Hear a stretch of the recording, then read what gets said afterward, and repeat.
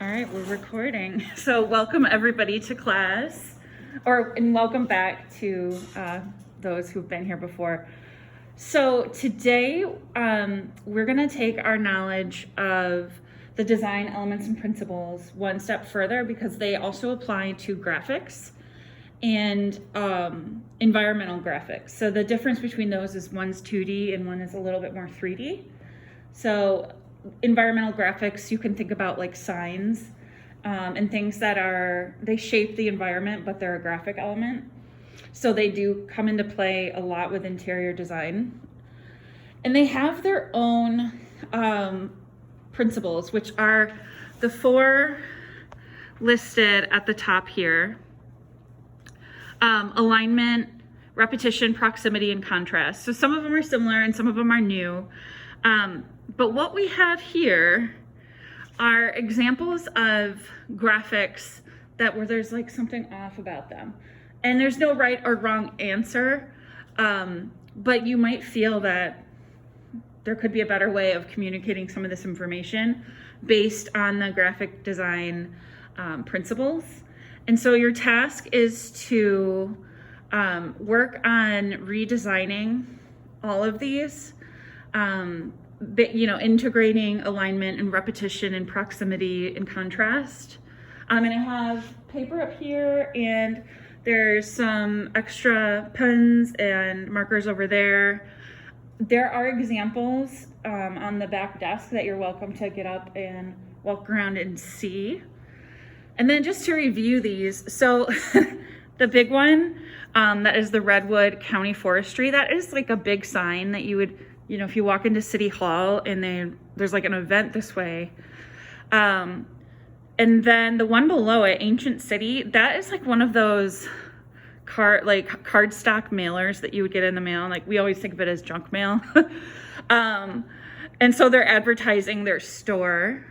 And then the business plan is just, the regular size piece of paper, but bound together like you would give a banker for a loan.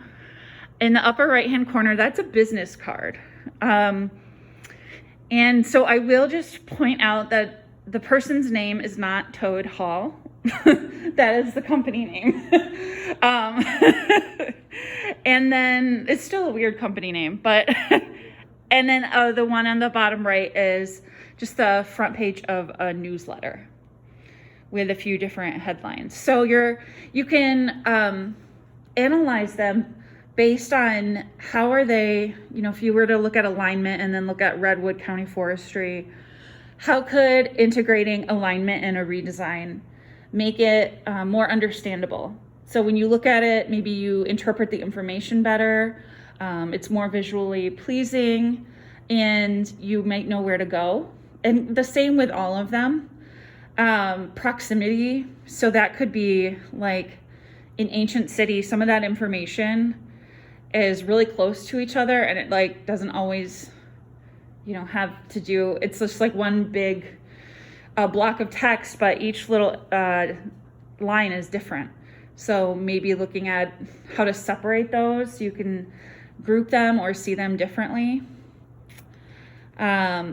Contrast, so you can add elements. So you can add color, you can add other graphic elements if you want. You can work with the typeface or the font of the text. So you're not limited to just what you see here. You just have to incorporate the same, information. So for instance, for another newsletter, there are some students that have integrated hypothetical pictures.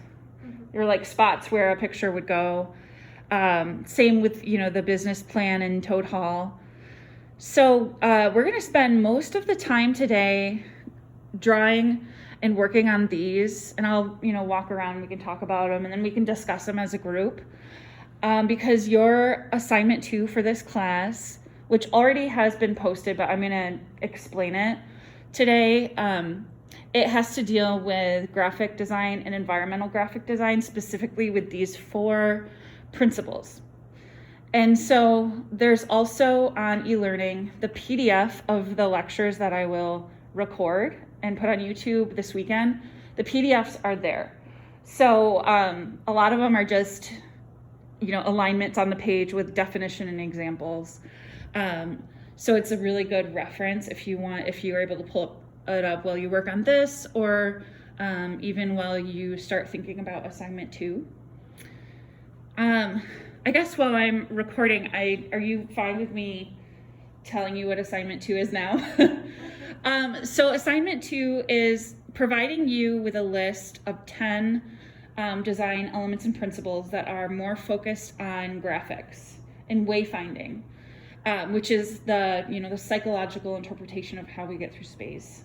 This is really important in like hospitals, large buildings, hotels. And you have to go through and find examples of them in the public sphere. So we started really looking at design elements and principles in our own personal space, but now it changes when there's more people being involved in the space and having to understand it. And so there's also aspects in the assignment of universal design principles. That is another PDF that's posted in a lecture I'll record.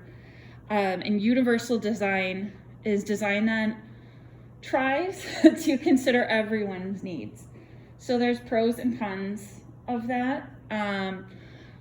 The first, thing that we think of with universal design is like wheelchair ramps. But there's so much more to universal design than just physical mobilities. It takes into account different like mental disabilities or even like depression. There's the American Disabilities Act has a definition of what a disability is, and it is really, really broad. And most ailments can fit into it, like diabetes is considered a disability. So it's interesting thinking about how would a design of a school, how would that have a unique design for students that are suffering from depression or diabetes or social anxiety, or crutches, even if it's a temporary injury and they're not used to moving like that. Different sized bodies, ages, or like families of different sizes if you need to use the restroom and you have like 3 kids. There's a lot of considerations, and it's hard to get them all. It's hard to think about how can I create a design that satisfies all of those needs. And so that there's an argument against it as well. If you try to design for everyone, then it's like really not specialized for anyone.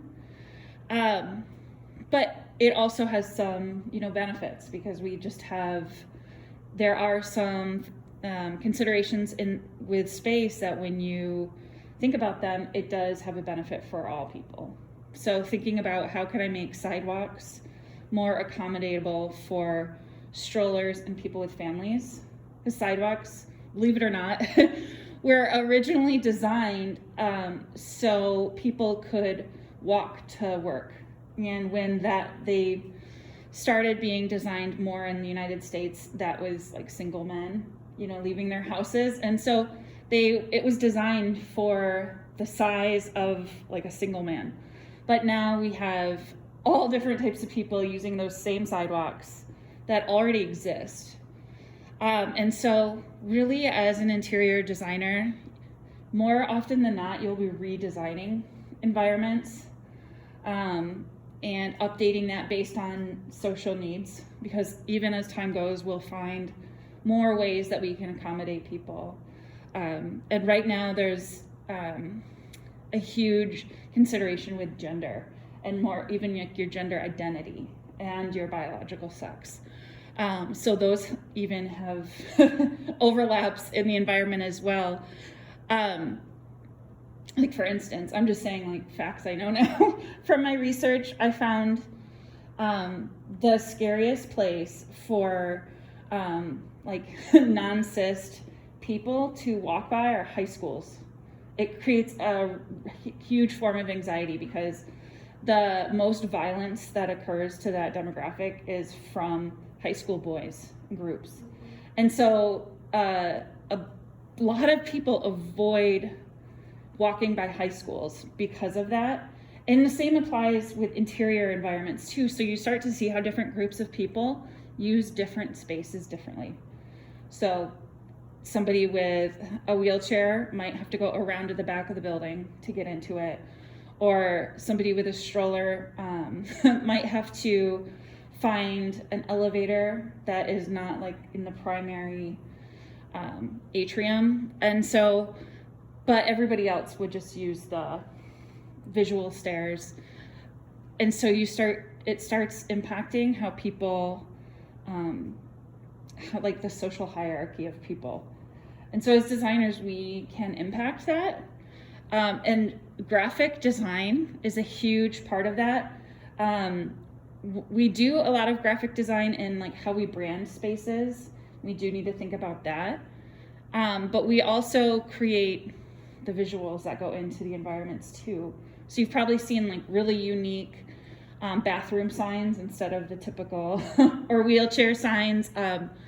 We make fire safety maps that you might see in a hotel. All the different types of safety things are even in hospitals where there's like vinyl arrows on the floor, or different rooms are separated by colors so people understand that those are separate. Even things like an area rug is a graphic that tells us that space is a unique space. So, and I know this doesn't feel like an area rug, but it will eventually move into that. And so the assignment is asking you to look for those things, and you have the checklist of things to look for, and then take a picture of it. And then you'll bring that picture into a document, a Word document, and then you'll write in your own words your definition of that and how that image or the experience that the image represents satisfies it. Or maybe it doesn't, maybe it's a really poor example of it.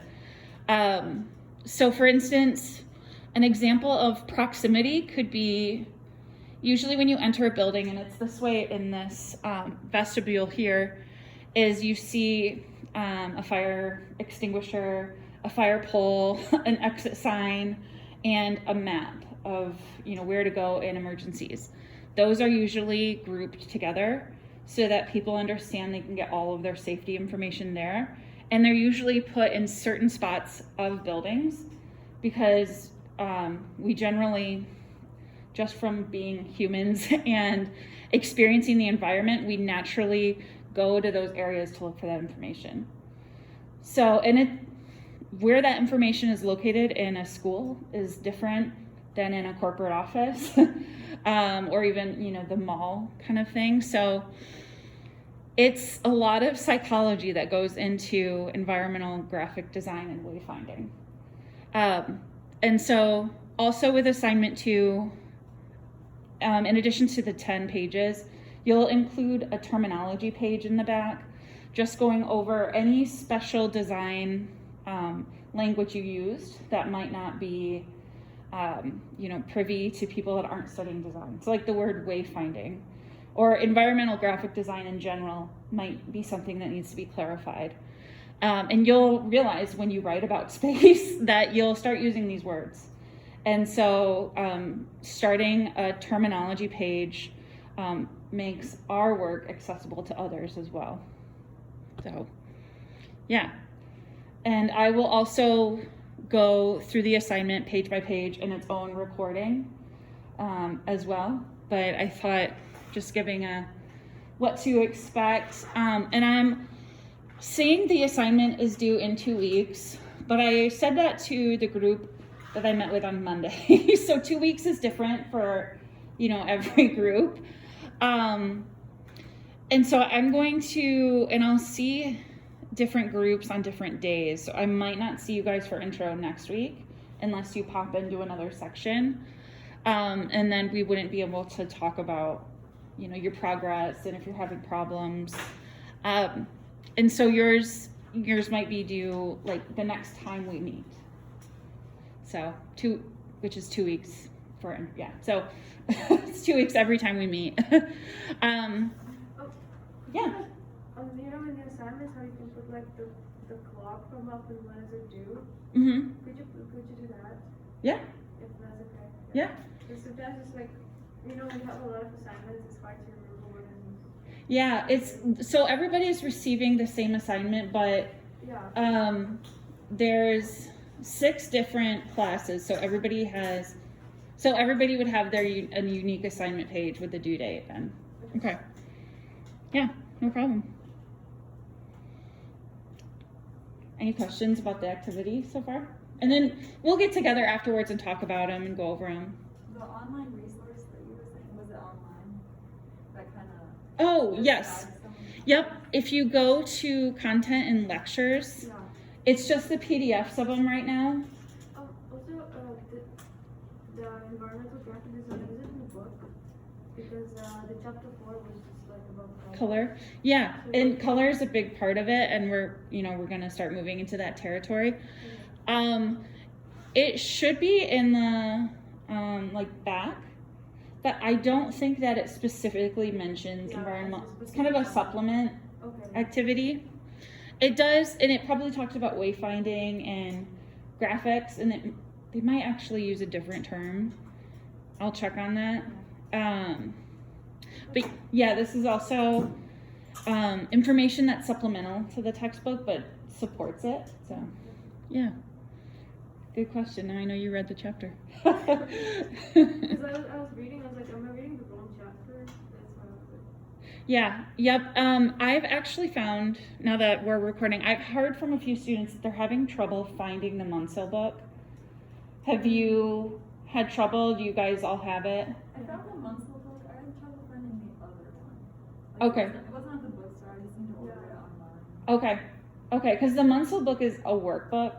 Yeah, I could only find it at the bookstore, but it was there. Okay, it's back ordered for a group of students, so I might, and then they wouldn't be able to, do the assignment in the book. So I might have to like wait a week till they get their books, or, have them do, something custom. So, okay. And then for anybody that's listening to this, if you also fall into the category of not having the Munsell book, let me know. We can talk about what to do next. All right. So we're just going to spend the rest of the class period working on some graphic design and talking about that. And so the people at home can easily do this from their desk, and then scan it and submit it to Dropbox. All right. Thank you. Bye.